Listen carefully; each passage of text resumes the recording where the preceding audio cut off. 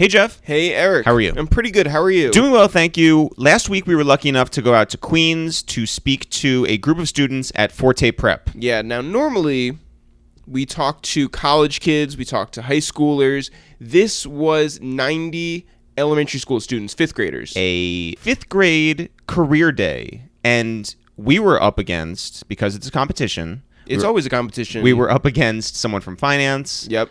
A magazine writer. Yep. An Emmy Award winner. Yep. Some other people. A doctor. But we fucking killed it. We killed it. But there was an existential crisis that we had ahead of time because, again, these are fifth graders. These are kids who, are they going to understand who Stevie Wonder is? Are they going to understand who Questlove is? Or A$AP Rocky? Or J. Cole? We can't play any of our videos. Every Not single a one of one. them has curses in them. Yeah, this is like... Or like, if it's not curses, then it's weed puns. And if it's not weed puns, then it's gunshots. It was just... Yeah, what were we going to do? And we were told you can bring a video to present or you can bring an artifact. I don't even know what we would have brung. I was just like, And so finally, luckily, we decided, okay, you know what? We'll shape this all around some sort of lesson that we can teach the kids about when people say no, you can overcome that and make something from that no, right? Yeah, right. No into a yes. That's right. So we, way back in the day, the first video we ever did was called Deconstructing Biggie. And when we went to a depot where they ship out all the boxes and said, hey, can we actually use some of your drivers for this sketch? They said, no, get out of here, leave. We said, fine, fuck you. We're going to go to our local art supply store. We're going to go buy some brown shirts, and we're going to make these logos. And that's what we showed the kids, and the kids loved it. Right. We didn't say fuck you. We did not. No. Once again, fifth graders, and we have some sort of class. Yeah. Some sort of tact. Anyway, these kids were amazing, first of all. Yeah, they asked like real like incisive questions. One of them said, how did you decide who to advocate for? It was, I mean, not to us. That was to somebody who right, was but an still, activist. This is the level of child we're talking about. These are amazing kids. They were focused. They were curious. They were funny. They were just really cool. And we just had a blast with these kids. One of the most surprising things to us was, number one, they know who Stevie Wonder is. The second class loved Stevie Wonder. Also, when we said, hey, what kind of music do you guys listen to? And the kids raised their hand. Who were some of the people they were listening to? Well, the first class said Childish Gambino. Right. Logic. Sure. Kendrick Lamar. Yep. And who am I missing? Drake. Right. So the second class, though. Second class didn't like rap. Third class said Tekashi 6ix9ine and 21 Savage, and everybody was into 21 Savage. So, who knows? Who knows about anything anymore? But I did want to read one. Like, why were we so afraid to say anything when these kids were listening to Tekashi 6ix9ine? I want to read one or two notes Savage. real quick. One of the kids said, thank you for coming to our school today. I'm grateful for what you told us about your life. Also, I wish you good luck on your videos. And even though I don't know how many subscribers you have, I hope that you get to 1 million subscribers or 2 billion subscribers. And then, if you do, it'd be great if you could compliment me in a video. So that's from ENS. Yo, shouts to ENS. Another kid wrote down all of the people that he listens to, including Travis Scott, Migos, Post Malone, 6ix9ine, XXX, which is, for fifth graders, right? Yeah. Trippie Redd, Uzi, Logic, Cardi B, and Ariana Grande. Gotta sneak in that Ariana Grande with your Extentacion and Tekashi 6ix9ine. This girl named Ashlyn said, I love how all of the no's you got motivated you even more. And know people know you a lot more now. Thank you so much for coming. Two more. This one's from George. He said, it was great that you took the time out of your day to come see us. I really liked how you guys explained your story. I also liked how if someone told you no, you would still keep on going. I think that your personalities really do match up with your podcasts, TV shows, albums, and books. This guy should represent us. But my favorite one, Jeff, said, Dear Eric and Jeff, I really like how your life went. I am also named Jeff. I understand your story because I've been in that situation. Shouts to Jeff, who's seen a lot. Seen a lot of things. It's tough to be a Jeff. Yeah. Tough to be a Jeff. So shout out to all the fifth graders out there. And if you want us to come speak to your fifth grade class, or you know what? Let's go younger. We have lots of lessons to teach to ages kindergarten through fifth grade. Yeah. We're here for you guys, and we appreciate you. Shout out to everyone at Forte Prep. You really are a special bunch over there. Jeff, before we get into today's podcast, I did want to mention that it's been 1 calendar year since we have put out our debut rap album, Teddy Bear Fresh. Has it really? It has been, it's been a year. It's been 1 year, May 26, 2017, since we put out our album. You know, the album that features everyone from Just Blaze to Angie Martinez to Combat Jack to Tunji Ige and Jazz Cartier. Currency and Smoke DZA. Bun B. Michael Christmas. It's a great album, and I'm not just going to say that myself. No, but like, the thing is that a lot of people have been hitting us up, and the weirdest thing is that when people are surprised that it's good. I just love the fact that people listen to it. Yeah. I love the fact that we took 3 years with our best friend Greg Mayo, who produced the whole project, to write, to rewrite, to conceptualize, to reconceptualize, to perfect a piece of art, and then you put it out there that has gotten such a great response means everything to us. Yeah. So shout out to everybody who has streamed it, who has bought it, and shout out to everybody who's looking forward to our new shit just like us. Jeff, on the podcast today. On the podcast today is Dave.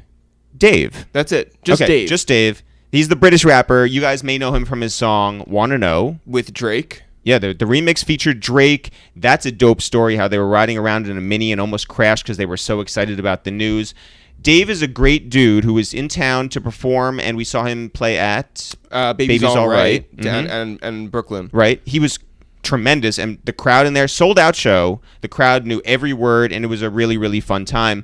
But his story is great. He started off in South London with just hard circumstances in terms of the incarceration of his 2 older brothers. We get into that. We talk about how he started his music career playing piano, what movie soundtracks meant to him. We talked about what Meek Mill meant to him. He's got a great come up, and he's put out a lot of dope songs, including Samantha featuring J Hus, which is one of my favorite songs. But also, I think like we're very lucky in that Dave doesn't talk to that many people. Right. And so I think that we were lucky to get this interview. Shouts to Jack and Benny, his amazing team. Shout out to Nur, who made it happen. Shout out to Nur, who really made it happen. And hopefully we get to see him when we're out in London. Yes. And Jeff, before we get into it, you wanted to recommend 3 different podcasts for people to listen to. Yeah, I would recommend T Grizzly, Jazz Cartier, and Jersey Jinx. All right. 3 great episodes. You guys should go check them out right now. Jeff, when do you want to get into this podcast? Right now.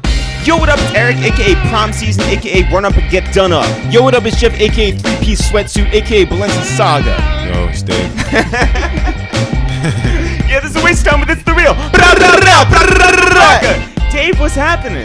Yo, you saying, guys, you right? Yeah. It's good. Thanks for coming through. Thank you for having me. Yeah, it's crazy. It's crazy right now, man. It's a crazy introduction. We're here. I want to start right away with the fact that you're just Dave. That's it. Just Dave. Everyone was calling me Santan Dave before, so you find me on Instagram and Twitter on Santan Dave. And yeah, that's just my name's David. Your name is David originally. You are Dave as a rapper. Does it ever get confusing for anyone who's trying to find you, regardless of whether you were Santan Dave or whatever? Boy, do you know what? It only gets difficult if I'm trying to find myself. You know what I'm saying?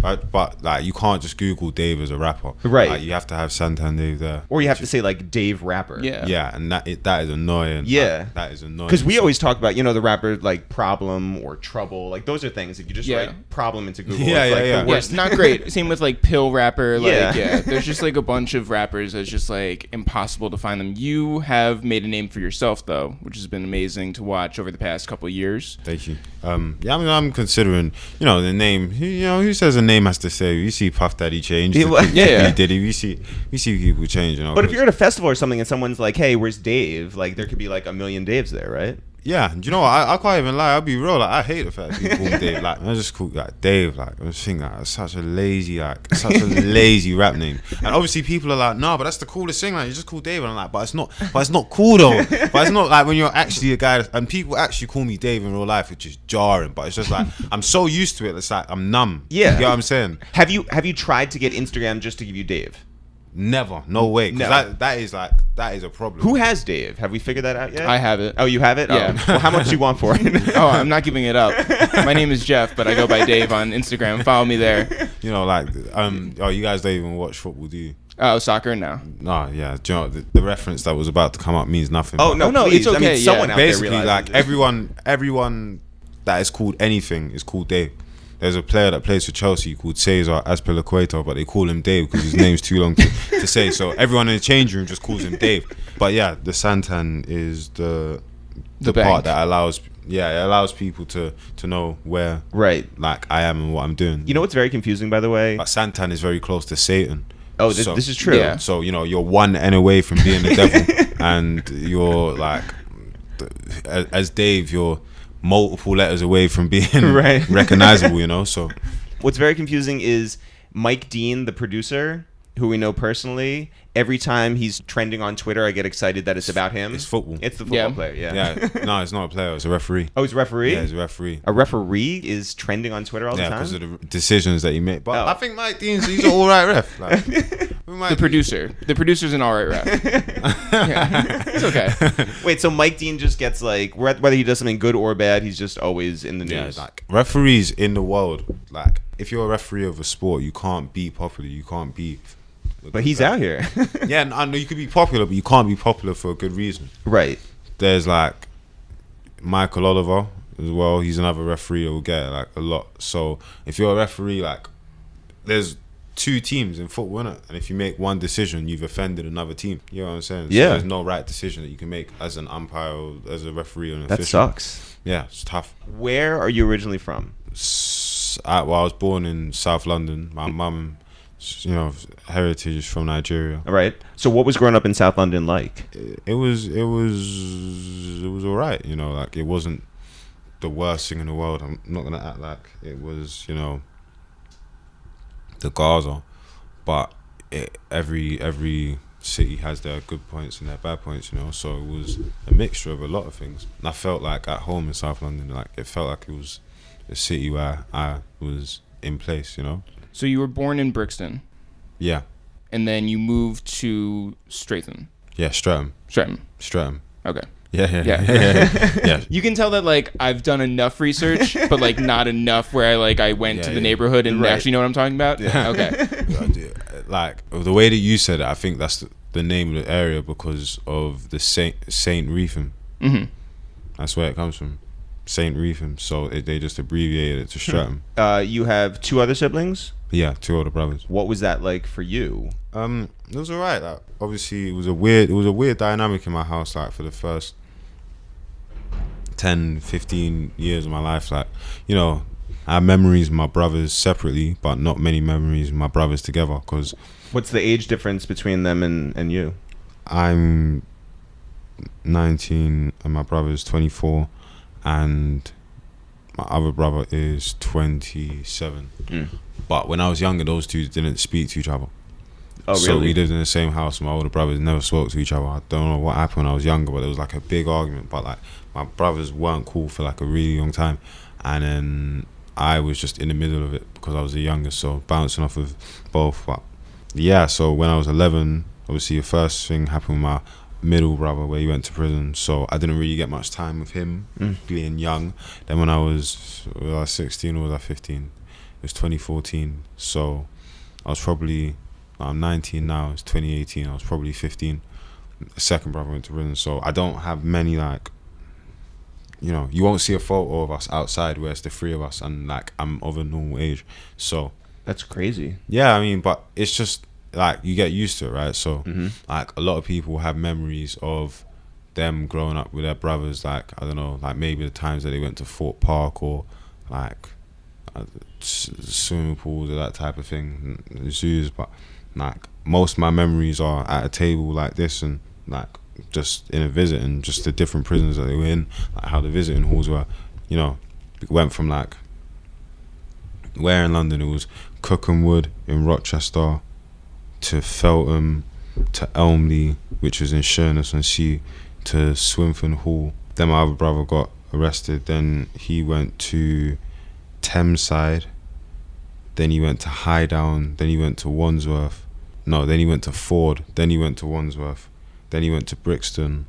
Then he came out. Then my other brother these times had gone to Long Lartin, and then he's moved since then. One of them's come out now, so that's positive. But like every single prison was different. Every journey to the prison was different. Like there's so many like different dynamics in the way that like I don't know. It was Cookenwood was a drive, so we drive to Rochester. But my mum hates driving on motorways, so I have memories of my mum like breaking down in the car, like fainting, like that type of thing. Those times were hard. Long Lartin was like a long train. It's way up in a place called Eversham. So I have memories of like that train and waking up at like 6 in the morning and coming back at 9 p.m. at night and catching. I just remember the journey, like going from Streatham Common to London Victoria, getting the Jubilee line to Paddington, and then the Great Western Railway to, I don't know, Oxford, and then switching at Oxford and going all the way up to Honeybourne, and then getting a cab, and then the dogs, and then the grey, and then the green of the gates. Like it's just like those are like a lot of the memories that I have growing up, and like it would take away entire days, like entire weekends, like things that you would like be planning to do, times you'd be planning to go out, and like for a lot of the time, like there was nothing to really speak about. You're sitting in the visit and you're just like, what are you doing that's new, what's different? Like you're just going to school, you're just listening. So they reached a point where it was like, you know, I always enjoyed playing football and I wanted to play football, and like that was something I was doing for a bit. I thought, cool, I can try something, you know. That wasn't the case. So I couldn't try anything in football. You actually have to be physically gifted and like ready for it, you know. You can't just like wish it into existence, right? That was not you? No, I still play football now. Yeah. Mm-hmm. Like, because I have a love for football, but that was something I was doing to like keep myself occupied, and that's the thing that we talk about in the visits. Like I would speak to my brother and say, yeah, I want to play football for this team and that team, and I was here and there, and it was like something to speak about, you know, because when there's nothing to speak about, it's usually the most difficult. And then, yeah, You're spending all this time, sometimes like entire days, coming back and forth from these prisons. Yeah. How much time did you actually get to spend talking to your brother in those times? Depends on what prison. Again, everyone had like a different rule. Some of them you were allowed an hour, some of them you were allowed an hour 45, some of them 2 hours, some of them were like very lenient and were like 2 hours and a half. Like Ford, I think there was a visit one time that went for like 3 hours. High Down was more like an hour 30. Brixton, I never went to go and visit my brother in Brixton. Wandsworth was like an hour 45. So everyone was different. Like, why didn't you visit your brother in Brixton if that was the closest to where I lived? Yeah. Because he's come out now, and that was like more towards the end of his sentence. Mm-hmm. But Brixton is just like, London prisons are weird because like you're close but you're far, and me being like a musician, I'm going to a visit with my mum, so it's like me and my mum, but like I'm a face that everyone knows, but I can't say to my mum I'm not going to the visit with you because I'm a face that everyone knows. But to go to a prison in London that's so close to where you are, it's kind of a weird one. He was coming towards the end of his sentence, and I think it just made sense to just wait for him to come out. And it was something that we probably would have done if we had to, but like it's easier to go to a prison that's way up in the sticks, because the people that you run into it's just different. Like, I find that I run into like a lot more of like people that are charged up and like gassed and excited and have the wrong outlook in prisons that are in London, not like people that are inside of the prisons, but the people that are going to visit people, because obviously like London prisons, they're different. Like you're on remand, likely if you're in a London prison you're on remand because of the court that's nearest to you. I think that's where they put you in. And then like some people that are going through like categories and are coming down close to getting out, they'll be in London prisons. But it's like if you're driving all the way up like 4 or 5 hours, or you're driving up 3 hours to go and see someone that's in a prison for like a serious crime, the chances are like, you know that this is a serious crime, like you're calmer, you get what I'm saying? Like there's like things that you just be on a visit and then you'll just see someone just get rushed in a visiting hall when you're leaving a visit, or like people like fighting when you're in the visit. You get what I'm saying? So that's like an interesting sort of spin to it. Like every single prison has a completely different dynamic. Like there's some prisons where people just wouldn't even like, it's impossible to try it. You know what I'm saying? Like, it's impossible to, if you look at someone wrong, like you'll get kicked out of the visit. You know what I'm saying? There was one time where I had to have a closed visit because someone had a cigarette when someone had smoked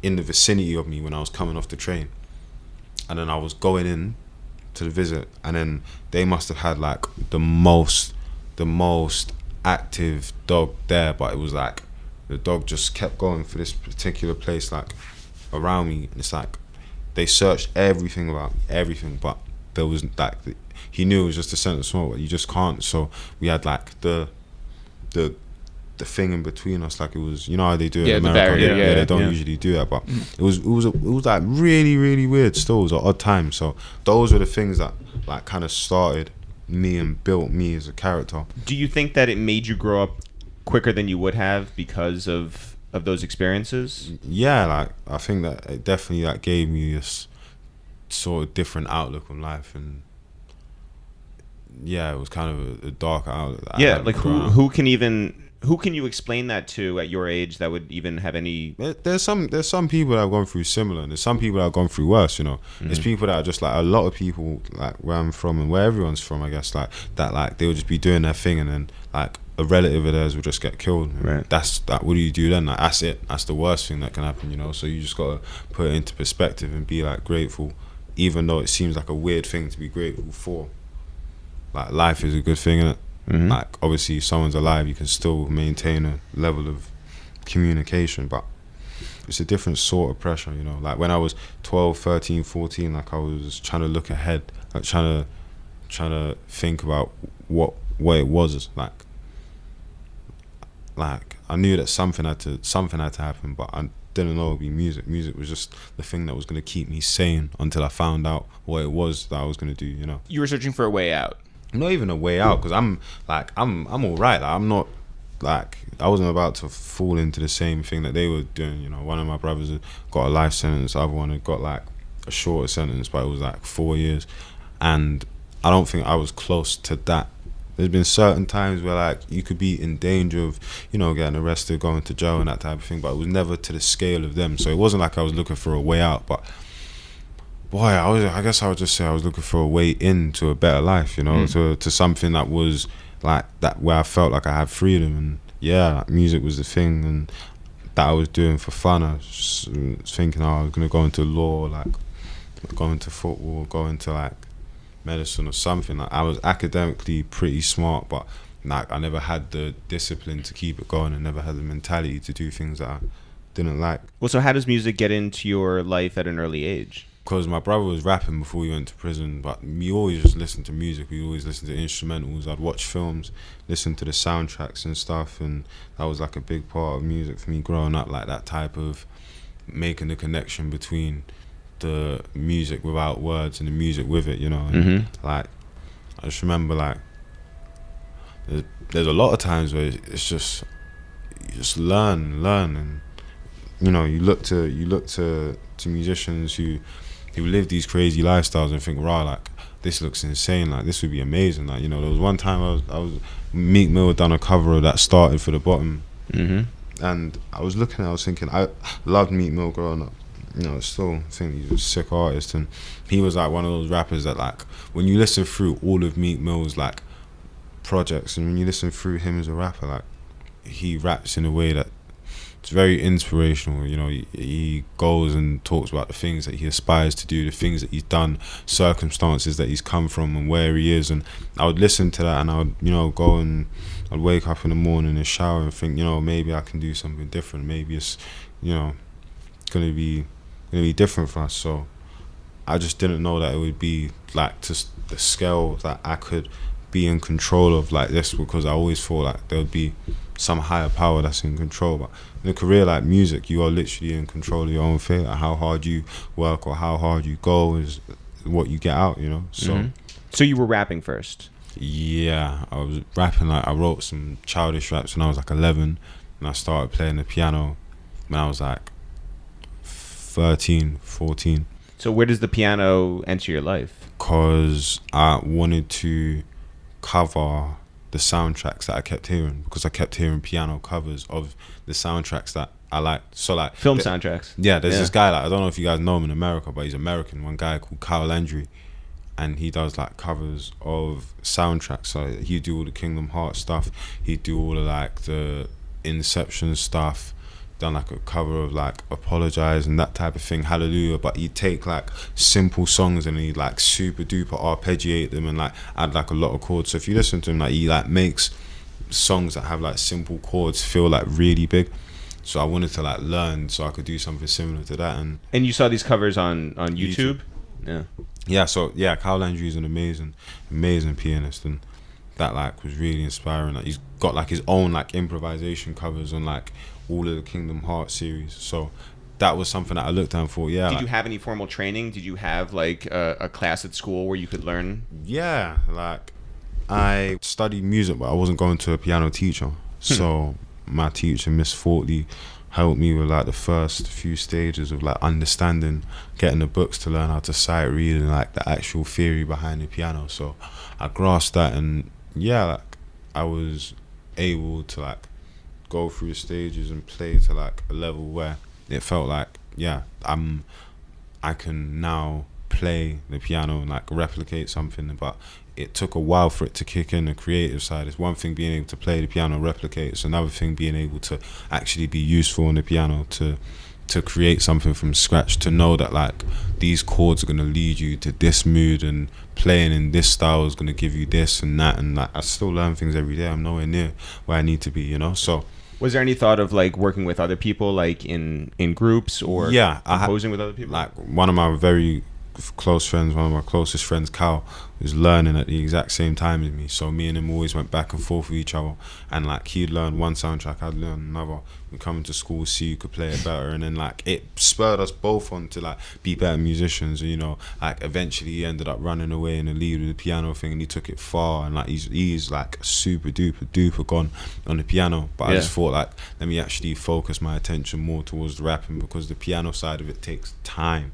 Like it takes time to learn, and the time that I put in to learn how to play something on the piano, like when I was younger, it was like ridiculous. But now when I play, it's just like muscle memory. Yeah. But I was looking at like some of the things that were being played by like a Kyle Landry, and I was like going through it step by step, and like these times like I'm playing from muscle memory, but I don't have the best idea of the chords. Sometimes you could play on piano and it's just like, it's like your hand making shapes. It's like throwing up gang signs. Like you're just playing something, but you don't actually know the reason why you're playing it. Right. And if you play something here, is it going to be on the same thing? You know what I'm saying? Yeah. So it took me a while to realize like, cool, I can do this C minor chord and everything can sound nice, but if I press B here, it won't work unless I'm doing it in the context of these 3 chords or 4 chords. And when I could actually piece together like what was important and what makes sense musically with what makes sense here, it actually opened. So you came to theory on your own? Yeah, like, it took me a while to That's incredible. learn. It's just like playing by ear though. Like it's like that's what everyone does, I guess. Like you play by ear. Some people like sight read it, but I just felt like sight reading was hindering my creativity, you know. Wow. Just playing other people's songs, it didn't give me the chance to go out and think. Yeah. So what music really opened your ears in terms of like a new sound? Like what was something where you were like, oh, I didn't even consider that was possible? You see movies, film, like soundtracks, the reason I'm so into them, yeah, is because they're like time capsules, you know. You can capture just so many different things, like how you felt when you were watching a scene, where you were when the scene was happening, what was happening in the film. Soundtracks, they take you to where you were when you first heard them. So Steve Jablonski's arrival to Earth, when all the Transformers like came down to Earth, and I think it was, I don't even know who it was that jumped out of the pool, but it might have been Bumblebee. Like they've all come down and meet. It was Bumblebee's like landed in the swimming pool or something, and the kid's like, this little girl, she's looking up and he's standing over, and he steps over and tries to like be quiet, but it's like dun dun dun dun dun dun dun dun dun dun dun dun dun dun dun dun. I was thinking like, nah, that's a crazy melody. And then like, when I heard Kyle Landry cover it, I was like, nah, this is crazy. And when I watched The Dark Knight, and then there was like a dog chasing cars, so many pieces of that one part of the soundtrack were cut throughout the film. Like you would hear it when Batman was trying to get Harvey Dent out of the police truck, and they were shooting the bullets into the bulletproof thing. It's like that was the tense part of it, the starting part, and like it built up throughout the entire film. Like there's a lot of scenes where it was, but it wasn't fully kicked in yet. And then when Batman goes into that night vision mode where Lucius is helping him see everything around him through everyone's phones, if you remember. Yeah. And he's in the stairwell, and it's like dun dun dun dun dun dun dun dun dun dun, and it's like so much is going on, but it just feels like big. It feels triumphant, and you feel like, oh my gosh, like this is like epic. And The Dark Knight was such a dark film that like you don't know if this is gonna go right or if this is gonna go wrong. You know what I'm saying? Like Christopher Nolan is a genius of a screenwriter because he actually takes you out of that world where you feel like it's all gonna be okay. Like, you know, when you watch films, you just feel like, I don't even know if I can be scared for my favorite character because I know that this guy is cool. Yeah. You know what I'm saying? Yeah. You watch The Walking Dead? No. I have, but Eric definitely has not. So like, have you ever watched The Walking Dead, yeah, and you just be watching something, you'll be thinking, oh, like, it looks like Rick's in danger, but you just know that he's not. Right. Because he's just here. Yeah. That makes sense. Like. Well, yeah, but because you believe in the character, like, and you believe that he's going to be fine, right? Like, you just know that this can't exist without him. Because like The Sopranos, like. Yes. Yeah. Now that I've watched. You're thinking like Tony Soprano, this show will fall to pieces without you. Any other character, you may feel like, boy, if it's his brother, if it's someone else, like I feel nervy if it's not him. Right. Do you know what I'm saying? Like Yes. you want your favorite character to be in them situations because you know that he's the one that can overcome it. Well, then what do you think happened at the end of The Sopranos? Boy, nah, I think Tony's ghost still. That's the scene where it's like went into the bathroom, right? At the restaurant. Yeah. And then it cuts to black. Yeah. Yeah. I think it's long for him. What did you think the first time you heard the Dreams and Nightmares intro by Meek Mill? Yeah, so Talk about cinematic. that's a massive. Right? I listened to that this morning when we were in the shower. I don't know why I said when we were in the shower. When I was in the shower, like, yeah. The reason I said that is because there's like, fam. All right, cool. Like, let's backtrack. I was playing it. Yes, yeah. Through speakers. Yes. Yeah. While and you the were showering. speakers were in my hotel room while I was showering. However, Yes, yeah. the person that is sharing a hotel room with me was outside Right. of the bathroom. Does that make sense? So I was solo in the shower Right. With Meek Mill. playing. Yeah. Not playing like that, but Meek Mill was playing like in the background. So yeah, But the first time you heard that. inspirational. Like Right. that was like Meek Mill's intros have always been like super cinematic. That's what I like really like about him. And when I heard that, and then it switched, he was like, "Hold up, wait a minute." Yeah. You thought I was finished. I was thinking, "No way," and like I was just thinking, "No," because I remember that album got leaked. Yes. Yeah.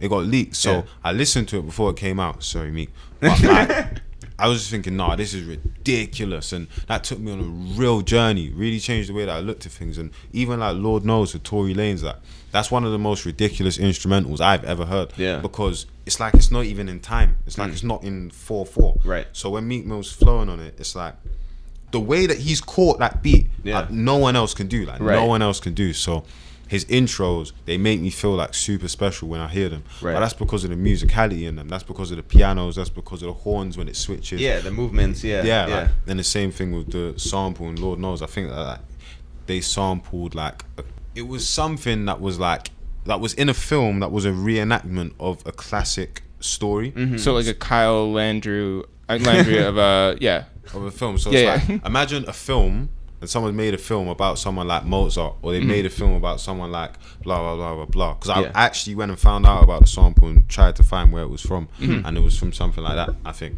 You become very accomplished in piano early, and then you're like, all right, I'm gonna really focus on rapping instead because it doesn't take as long in terms of time and all that, right? I guess I was always rapping. To be fair. So Did you have a rap name before then? No. Before Dave? Always Dave? I was just rapping. There was no like rap name at all. It wasn't like putting anything out. It's just like you're just writing. you just rapping. Well, when did you start recording? I'd recorded like tracks because my friends had filmed me from young when I was like 12, 11 and like 13, but none of them had like gone out and made an impact. I put one video up on YouTube, then we took it down because I got abused for it when I was in school. Like, you know, got like 40 views. Everyone was laughing. It was all tough and that, like, you know, like. Wait, how could they laugh? They didn't even see it. You know, they barely got time to. Well, they got a lot of time. I was up for a while. I was up for a couple of years. I mean, it barely reached enough for people to see. Right. So it felt like they never had the time. But imagine like these times when you're a rapper, like you're just a clown. You get what I'm saying? Like, if you're a kid and you're rapping, you're a clown. Like, why are you rapping? Like, you're not American. You think you're American. You're trying to be American. You get what I'm saying? Were you trying to be American? Nah, I was trying to be me. I was trying to be British. I was trying to like rap in it, but like these times, like the scene for rap, it wasn't there. Musicians, and the people that take in the music was so separate. Man used to look at you and think, "Oh my God, like you're a rapper, you are crazy. Like, how do you do this?" They used to look at rappers like the same way that I look at professional footballers. Like, you guys are crazy. You got mad talent, Right. But nowadays it's just like, boy, my man's rapping. Get me in the studio. You know what I'm saying? Because he's done this. Imagine people looking at professional footballers saying, "That was a crazy volley. How did he do that? I'm about to hit the training ground and go to a trial for Barnet." That's literally what our UK scene is like. There's no difference. Right. Technology has helped everyone just have the opportunity to record if they want to, and who knows what video could hit. And who knows what can be massive? Yeah. Basically, and that's what I think is the weird thing. Like, it doesn't take you being elite to have a massive song, but having a massive song doesn't make you elite. Exactly right. So, and also, like, longevity is what separates people. If you have a long career and a long catalog, that matters more than just like the guy who has one hit and has like a moment. Yeah, you can come into the UK, and I think you can come into America. I think America's tough. Like, it's a continent still. Like, you can just, if you try it in America, I think you'll just fade into dust. You know what I'm saying? Like, a random guy from Texas uploads a video and tries to do something, like, the world could just never, ever, ever hear of it. Or it could end up on Ellen the next week. Yeah, or it could be massive. But think about the scale of America as a continent, like the amount of people that have probably tried and the percentage of people that are actually like doing something. Like, because London is so small, the UK is so small, now it's like people are having their turns. People are actually getting that. You can come and you can have a big song.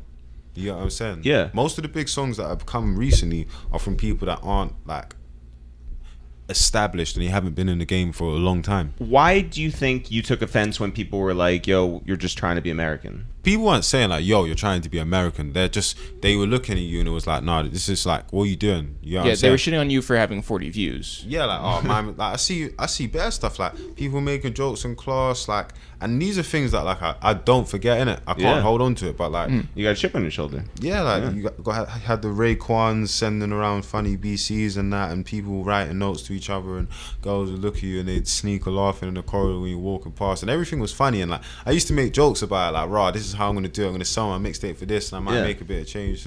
And we laugh about it in English, but people don't know when you're serious, innit? But I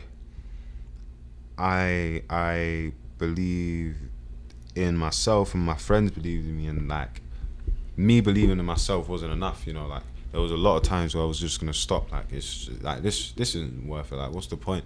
But they remind you to do it because of why, like, it's important to you, and that's the love of it, you know. Yeah. Well, did you have the sort of roadmap, which was going to be, all right, I'm gonna record? No roadmap. It was just like every song that I had made for a long time was so me and my friends had something to listen to when we were like in cabs or something, or on headphones. Like, it was just making music for our own sake. Like, it was like giving us our own soundtrack, you know. It was for no one other than us. And when we actually thought about it and meditated and said, maybe we come into the game doing this, like put together a random freestyle, and it was like, it was pretty magical still. It was weird. Like, I done a freestyle over Eminem's No Apologies, like my Blackbox freestyle. So I've come in. Was Blackbox a real entity at that point? Could they make or break someone's career? No. Because I saw, I scrolled back to the beginnings of your Instagram, and I saw you put up a post, and it probably, your Blackbox freestyle probably been up for a few weeks at that point, and you were like, "Thank you so much, we're up to like 157 views," and you were like, "Thanks for everybody's support." It was like 100 upvotes, so I guess you were like celebrating that. 157 likes. Yeah, I think 157 views. Because I got like 1,500 on the first day, I think. Of the Blackbox dropping, I had 1,500 on the first day, but I think it was 157 likes. I think. Oh, so you said people hate when you hit the table. Oh, that's all right. No, hit the table. Like, that was very polite hit, by the way, compared to like other people who like smash it. But so, you know, then a week later it was like 10,000. And then like it just kept growing. It was growing like really slowly. So it was like over a couple weeks, it was like, I think just touching 10,000. Yeah. Then there was something that like sparked it to grow in views, because people would realize that someone I was talking about in the freestyle was this person, and they started like linking it. So they went back to the freestyle to like piece it together. And then yeah, that happened. And these times I'm like young, so people are trying to make sense of the fact that I'm young, and that I was charged like being young. So that was all happening, and we never, again, like, I just dropped a freestyle. I never thought that this was something. Like Blackbox had people on there. Mm-hmm. Like they had you know, J Hus, Mm-hmm. who had done a Blackbox before me. That was big. Pot of Paper and Mover both had Blackboxes. I don't know who else had done a Blackbox by that time, but there's people that had like done a Blackbox the same day as me, and their Blackbox is still on like 5, 6, 7,000 views.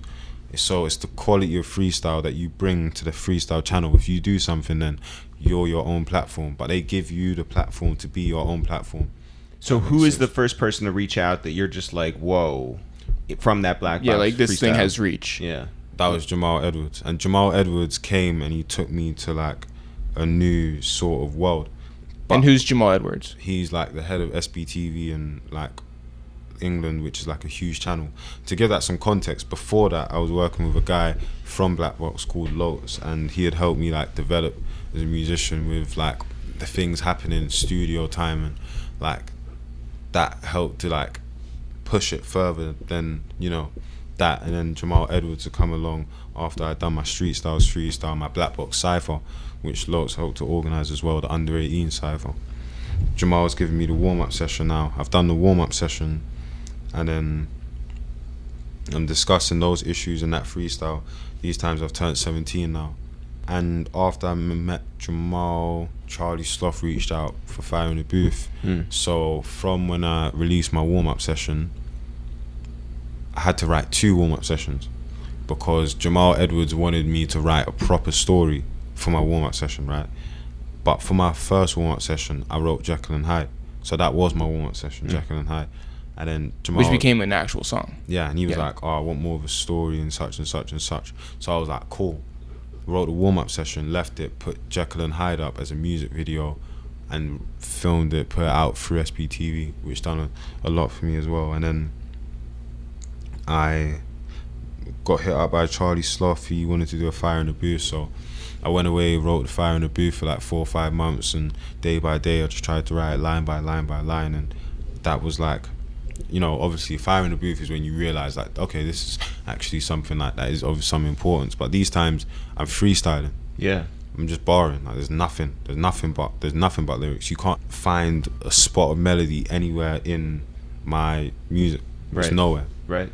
You know, everything I'd done had been the Blackbox, which is pure rap, cypher, pure rap, street stars, pure rap, karma, pure rap, warm up, pure rap, Fire in the Booth, pure rap. So I'm now deciding as to the people that I have around me, the team, like meeting with different people to like get management and that type of thing, and working out like what music even means. Like, cause when you're freestyling, like people can take in your freestyle, but there's not much you could do with it, you know? Right. Yeah, like you have to learn how to build a song. Yeah, so... Did this feel like it was happening fast for you while you were in it? Not really, because I was in college at the same time. So I was just trying to like not get kicked out of college, because I never attended. So I was like in between those two things. And yeah, where's your head at? Like you're majoring in what?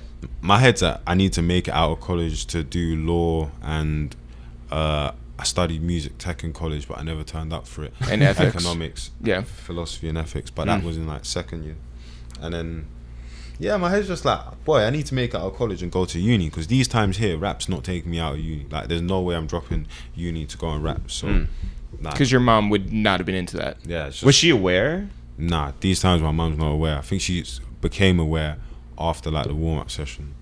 So when you did the Blackbox thing, she had no idea that you were... No Wow. clue. Yeah, I think no one knew, not even my brothers. So Really? I just pushed that out, and then met with different people to like, you know, manage me and like. Talking about your managers, Jack and Benny, who are like full-ass adults. So were you trusting of them? Yeah, like, they seem like stand-up guys, isn't it? Like, obviously, like, Are you saying that because they're here? Just blink if you need us to like get you at the other door. obviously, nah, they. I don't know. It was like this weird balance of like massaging my ego, but also like doing things that helped at the same time. And those two, like, perfect combination. Innit? Like, you just like, what else can anyone ask for in life? Like, you're listening to songs I'm sending them to you, you're saying, yeah, this is amazing, you make me feel good about myself. I'm thinking, boy, I need this feeling where I feel good about myself more. And you send them more music, but also let me like ask them for the studio time to make more music. And, but at the same time, like, we're just, I don't know what happened, but it's like, it reached a point where like I must have like just started like speaking on like non-musical terms. I think that's where things changed. Like, and I realized, like, oh yeah, these guys can definitely like manage me, because like I had made Thiago Silva with AJ Tracey, which is a football reference. Yeah, to soccer reference. Shout out to Mike Dean. Yeah, yeah, and at this time, people were making grime music, and AJ was like really sick and grime. But I had a studio session that I wanted to do with Avellino, but I couldn't find a studio. But I needed to get a studio, and I called Jack, and Jack had paid for a studio, which was pretty expensive at the time for me to just have a random session. It was like £300 or something for me to have for the night to use to meet Avellino. Ended up meeting Avellino, didn't do any songs, but AJ came through later because it was in Ladbroke Grove where he lives, and then that's where the basis of Thiago Silva started. So little things like that just like catapulting into something that could be so important for your career later on. And then like normal like conversations just out of everything. Like, obviously my other manager Benny like was still at Island these times. I was throwing his name in here. Why is he smiling for? He was still at Island these times, Island Records, which is like a subsidiary of Universal. Well, here it's Island. Private jet, private island, private Island. I've never heard that. Listen, ever since Michael Dappa came over here, that's right, you know, called Island. Yeah. Oh yeah. Big Shack. So yeah, these times we were at Blue Box a lot. This is a studio in Western that obviously came through him and them. So there was things that were happening that were like, I'm getting through walls that are just making my through walls like a pass. Like, I'm getting assisted.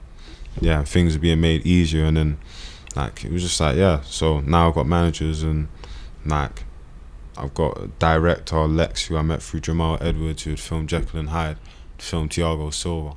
So after my Fire in the Booth, it got a great reception because I'd done 2 parts. One was more about politics, the other one was like more about like violence, where I'm from, London.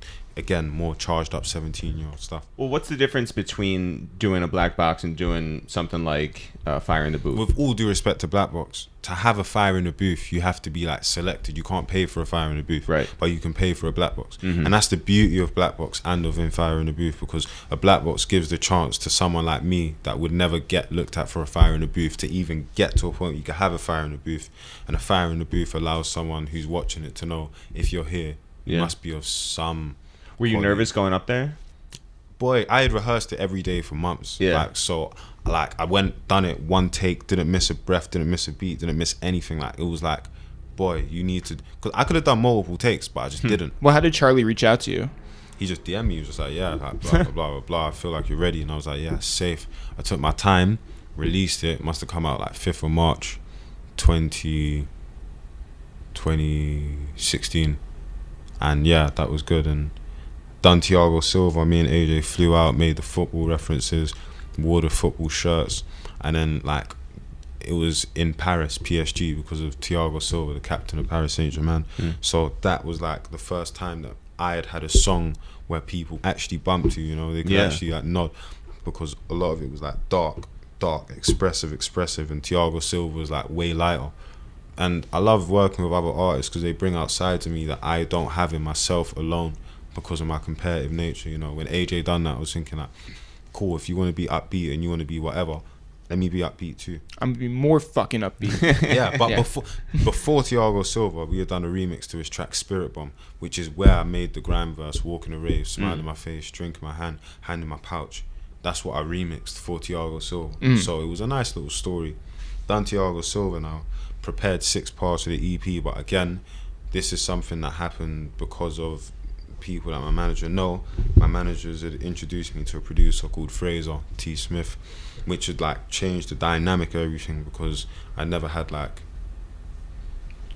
a solid studio where I knew that I could call my own. I worked with 169 a lot, who grew up around me, so he's a producer. But Fraser, he's like, you know, ridiculous levels, and He works with like Adele. yeah, and like Craig David a lot, and Stormzy, you know, and it was a really inspirational moment. The first day that me and Fraser met, we had made Picture Me, and Picture Me was like, you know, one of them songs that was again on a deeper vibe, but that was like the stuff that I was doing, and it was good because it was like a nice little point of difference.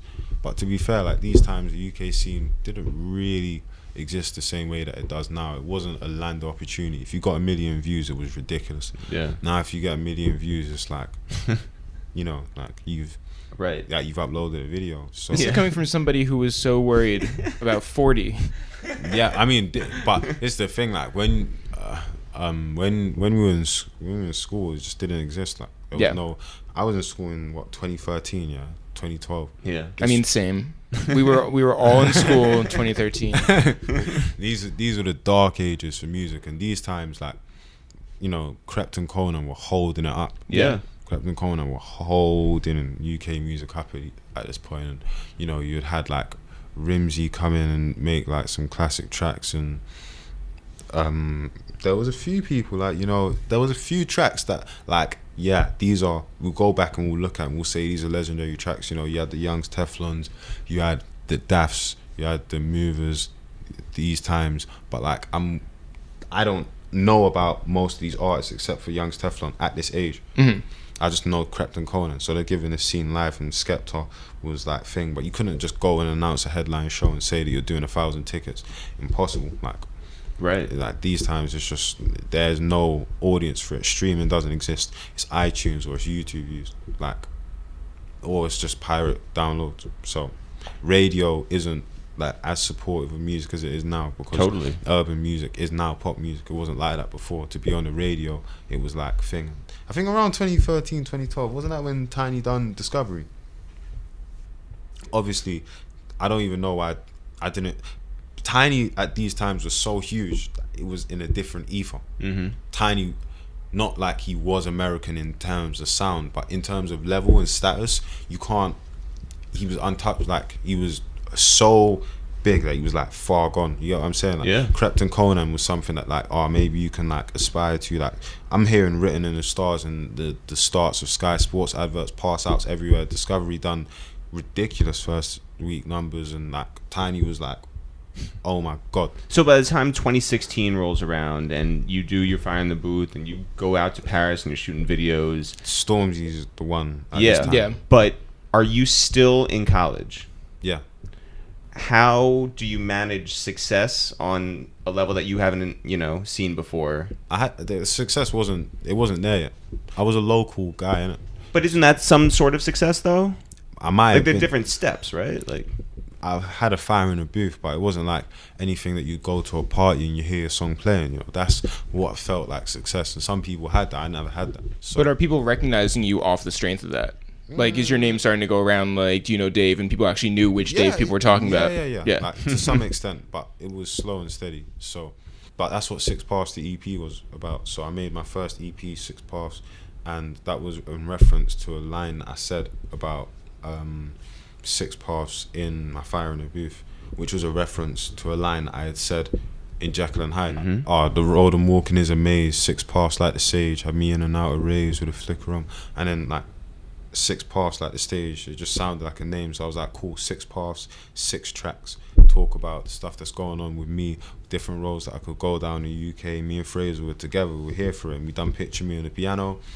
And then I think the next track was Panic Attack, a 5-minute freestyle. And this is like the epitome of me. If someone says, how does Dave rap? That is me. 105 fast, I'm cramming in words over an electric guitar, live music, I'm making it scenic, it feels cinematic, it feels big.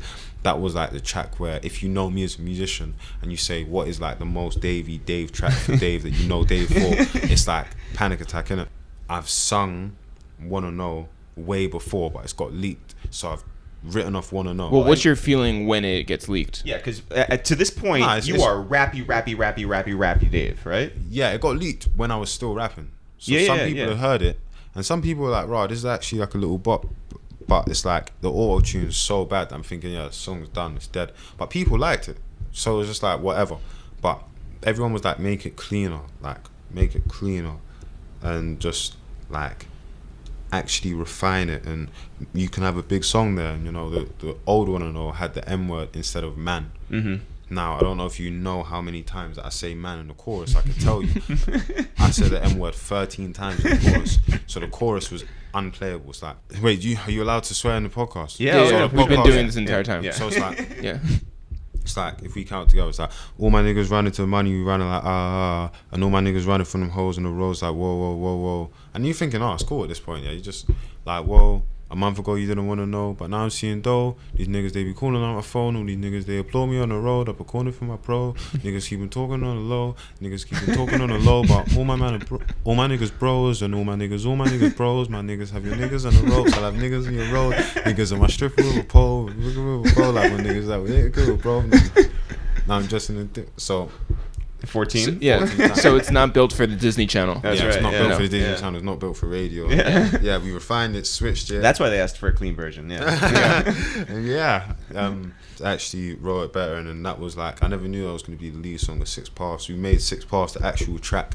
That's when I done like the cinematic intro, 140, Mm-hmm. and then yeah, it's come together as an EP. Released that, and that's when I made the decision not to go to uni, because I just took that leap of faith. Everyone was saying take the leap of faith. Yeah, but what'd you tell your mom? I'm not going to uni because I want to chase music. And she Oh, said, yeah. She was like, nah, you're bugging. But obviously, like, you know, it's just one of them things where you just got to say, like, if it doesn't work, then I'll go to uni next year. But I've got to try.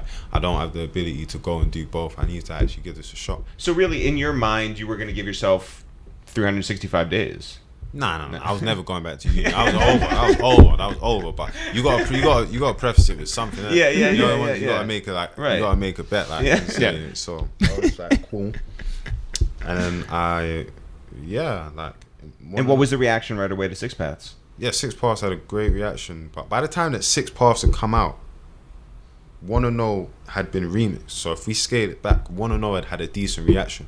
Went to Venice to film the video, and by Right. these times, videos abroad weren't happening. Nowadays, everyone does a video. But you had already done one in Paris. Yeah, so the Paris video, everyone was like, "Nah, this is a ridiculous video. This is sick." Mhm. But Venice, it's like we're on gondolas singing, so people are like, "Nah, these guys are creative. Like this is different." Yeah.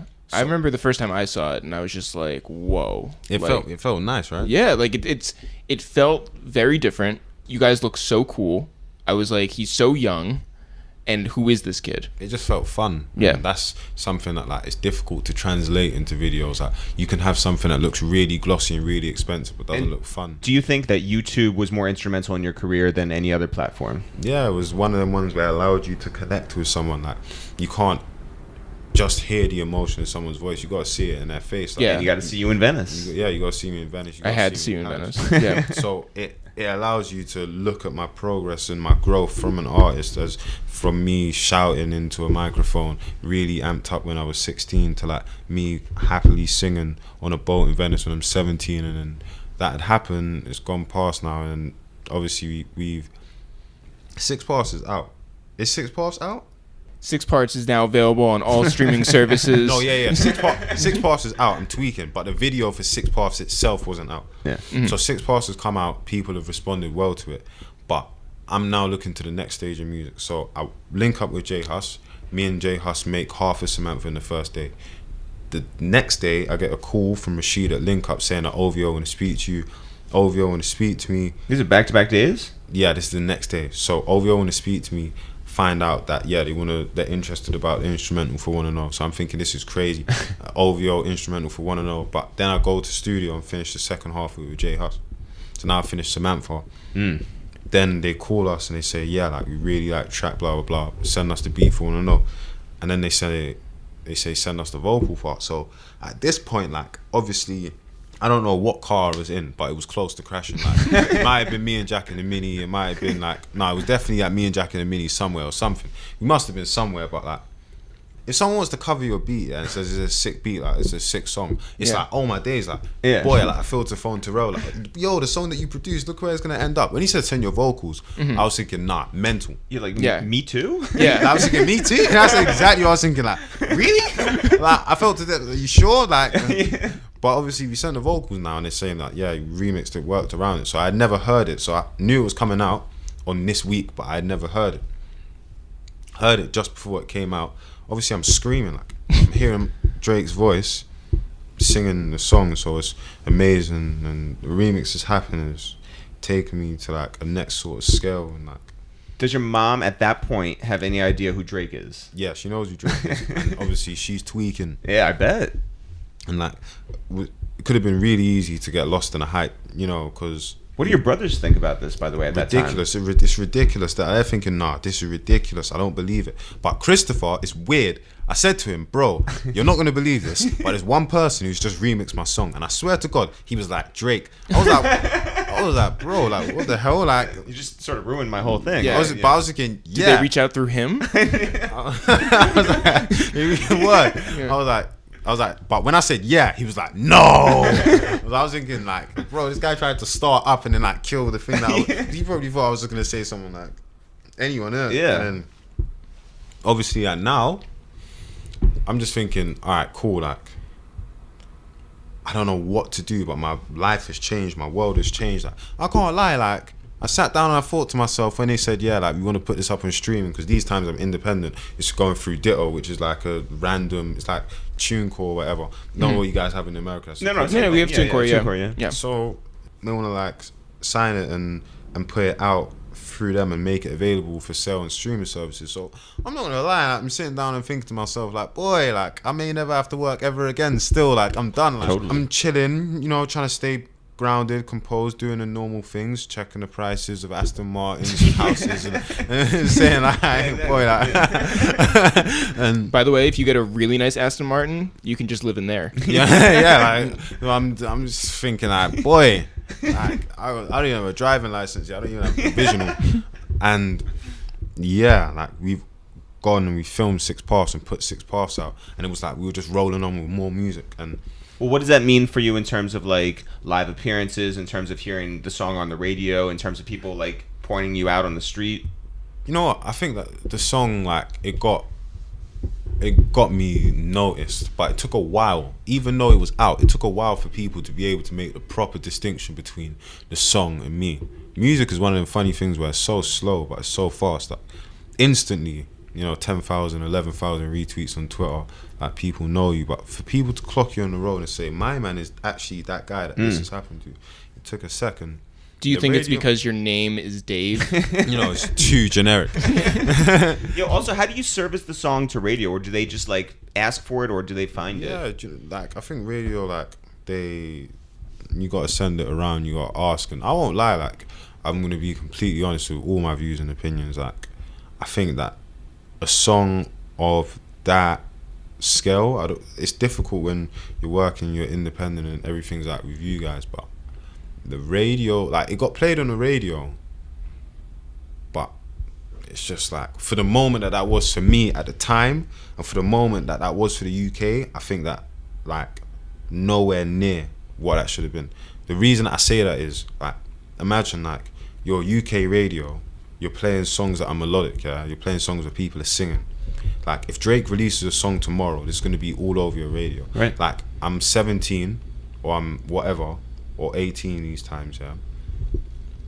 And I've gone and Drake has remixed my song, which is already melodic. Drake's verses are short, it's not a long song. It's about 2 minutes 30 in general. And this is, I'm not meaning to say this to sound ungrateful at all, because it's a blessing overall. But when I think about how easy it is for a song now to just get, like, instant radio playlist and respect. Yep. Yeah, this shows how the scene's progressed. Like, it can come instantly. But at that time, that moment was ridiculous. But because I was living in it and I was trying to move forward, I never actually got to stop and appreciate. Like, yeah. That's interesting, because you're right. If that 2 minute and 30-second song had hit now, it would have been out of here. It's just like, Yeah. But totally. But what it done for me in profile and what it done for me like to as an artist and making me someone that is like more of a household name was it's priceless, you know. And like what Drake had done for me, I think was one of those things where it's like you can live 10-15 lifetimes and it will never happen to you. Yeah. You can live 10-15 lifetimes as a musician, it will never happen to you. The reason that I just said that about the radio is obviously if Drake jumps on a remix here in the US, it's gone. Yeah. With Versace, it's gone. Look Alive, he's jumped on his song, he's made it happen. It's gone. Tuesday and all the rest of them. Sure. Like the song is gone. It's getting respect, but this doesn't happen to people from the UK. There is no like transatlantic links. There's no Canada and UK. There's no America and UK. This never happens. Like, right. When it does happen, it doesn't feel like natural or right. But this has happened in the most natural, freakish, and inspirational way in a song that is easy. So did he find it through your YouTube then? Yeah. Well, he was looking at a mix for best UK rap videos, and he found it. Yeah. So, okay. Separately, I gotta say, like, on record, what Drake and OVO and his team had done for me to put that song out the way that they did was like one of the nicest and kindest gestures that anyone had ever done. Because Drake could have said, cool, like let's release that song and we'll sign it to our label and we'll take everything that you do for the rest of your life. And I'll be sitting down like, boy, it's sounding good still, like, because like you're in a position where you've got, as an artist, where you can shine a light on someone, that you got so much power. But they dealt with me in a way that was like so fair, and it like was dealt with so quickly. Like everyone on his team was on point. They respond, they're respectful. Like there was no egos, even though there's a right to be at that level. Like, so